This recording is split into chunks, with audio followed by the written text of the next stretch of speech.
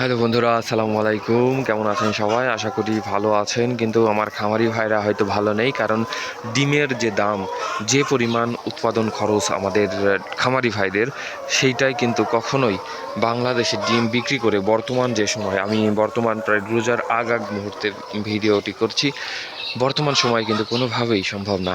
আর রোজার মাসে কিন্তু ডিমের দাম আরও কমে যাবে, কিন্তু আপনার ডিমের উৎপাদন কিন্তু কখনোই থেমে থাকবে না। আপনার খাবার দেওয়ার যে মাত্রা, সেটাও কিন্তু কখনোই কমবে না। তাই আপনি কিন্তু লসের মুখে পড়তে যাচ্ছেন।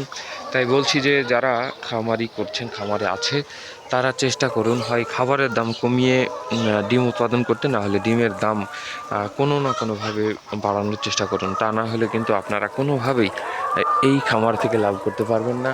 উপরন্ত 100% লস হবে আপনাদের।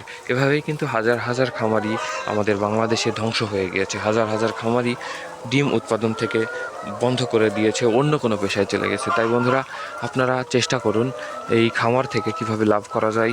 ধন্যবাদ সবাইকে। আসসালামু আলাইকুম।